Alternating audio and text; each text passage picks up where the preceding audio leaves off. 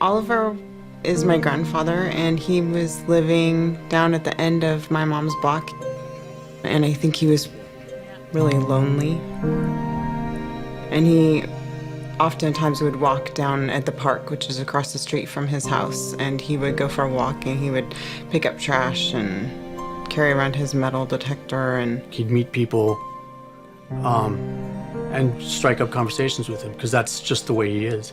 Some of the people that he struck up conversations with were not the best of characters, and I think at some point they actually started to take advantage of him.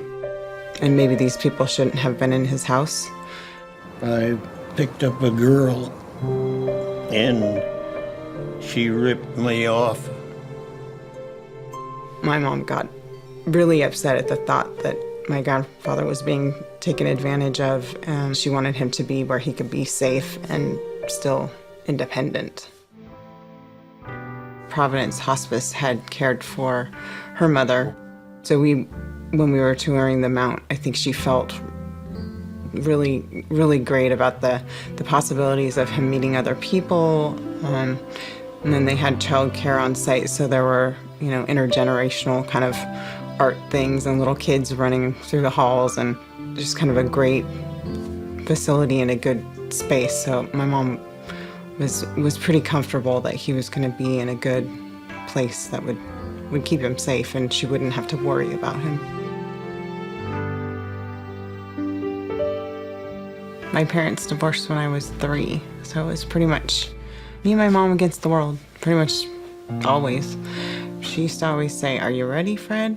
Are you ready, Fred?" or something kind of silly like that, and I'd always say back, "I'm not Fred, you're Fred." And I ended up calling her Fred for my whole life. Before my grandfather moved to the Mount, my mom had been diagnosed with cancer. They think that it was breast cancer, but they didn't find it until it had metastasized to her bones. And she ended up doing radiation in the areas that hurt, and she was in remission. And when my grandfather moved to the Mount, she was, feeling good and was healthy. And I just happened to mention to her doctor that she had fallen a couple of times. They ended up doing a scan, and she had 2 cancerous tumors in her brain. So I think the hardest part coming home from the hospital was the doctor telling her, your brain is just not cooperating with you, and you can't live on your own. There was nothing she could do. She knew that something was wrong. And I recall her always wanting to go home. And then once when I got her home, she would always want to come back here. And Michelle eventually stayed with her at night. I had nurses during the day stay with her because I work full-time, and my husband's a stay-at-home dad, so I couldn't really just not go to work. Transitions from like the hospital bed to the wheelchair to the bathroom and then back were getting to be near impossible, and I was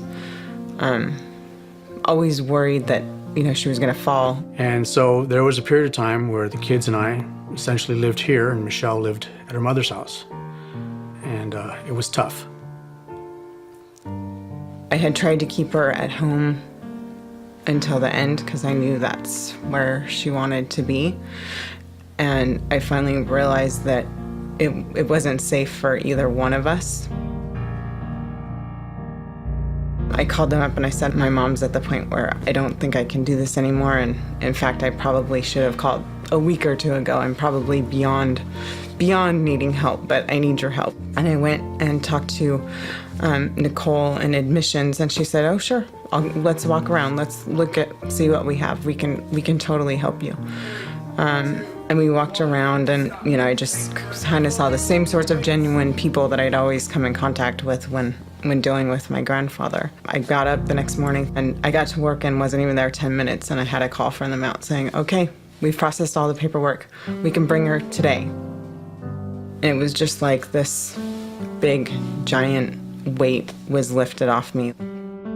Knowing that she wasn't having to take care of Shirley 24/7 was a big help. She got in on a Friday, and I came home and I was able to spend the weekend with my family, and I picked up my kids and took them to visit my mom, and we were able to just go and visit, and we could just kind of enjoy her company and be in her space and just relax and not be so stressed anymore. She was in a really kind of quiet, peaceful space, and I think that just kind of that respectful kind of peace and quiet was sort of what my mom needed at the end. She was kind of a quiet, private person, and the Mount really allowed her to kind of have that time. I think if she was back for one day, just sitting in her yard, having a glass of wine, saying, "Hey, Mom, we finally got the chickens." I think she'd get a kick out of that. We spent a lot of time just kind of not doing much of anything, just kind of hanging out together, and I think that's what I'd like.